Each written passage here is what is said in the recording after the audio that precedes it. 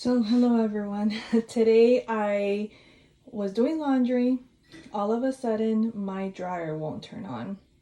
So I figured it out and I wanted to make this video just to show you guys how I, not necessarily fixed it 100%, but I found a way to turn on the dryer all on my own. I'm not a technician. I'm not, I don't really know about washer and dryers like that.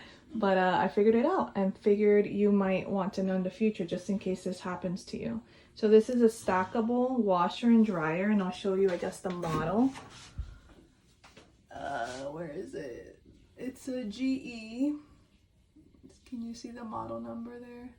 Just in case if you guys have the same one. It's a fairly new dryer, washer and dryer. It's only a year old. I figured I wouldn't have any issues, but ever since I bought it, I noticed that this knob here wouldn't turn very well. It was a bit loose, I guess. First thing that I did for safety reasons was switch my breakers here, I guess, to the off position, so there's no power to the washer and dryer. And then I proceeded to just turn the knob several times.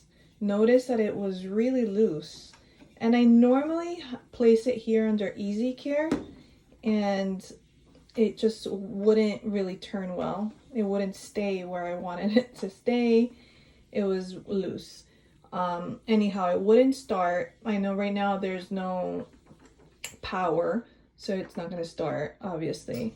So what I did is I removed the knob.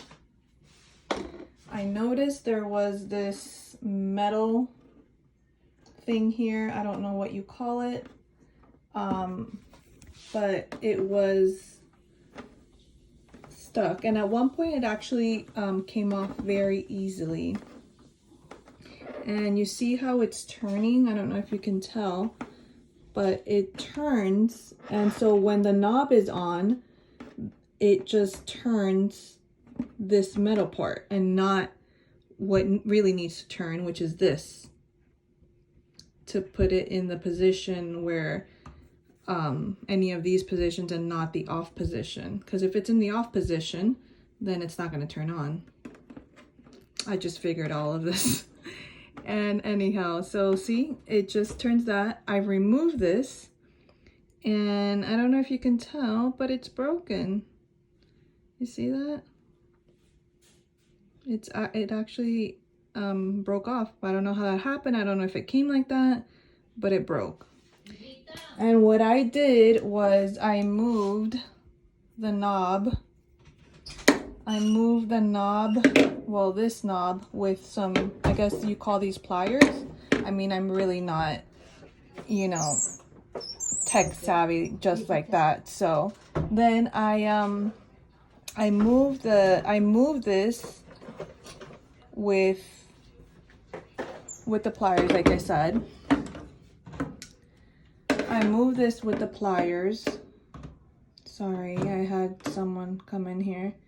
I moved this whole thing with the pliers until it went into another position. And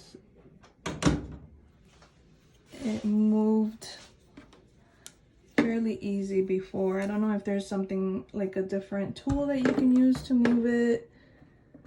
This is what I have, so this is what I'm gonna try and use. But I actually don't want to really, it's like kind of scratching.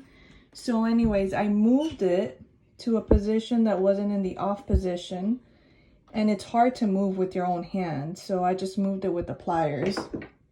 And now I'm going to turn on here the off to on.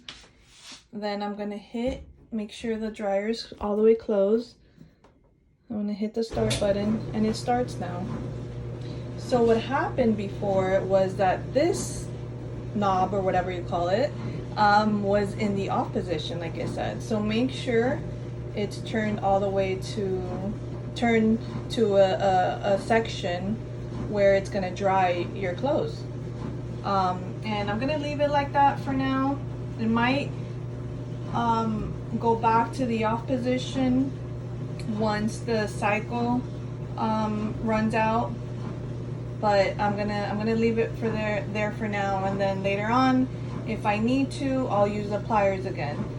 But I'm gonna try and see if I can find this metal thing somewhere to replace it. If not, I have to call a technician. But it's a shame that I would have to call someone just to replace this little metal thing that broke. So, yep, I hope this helps someone.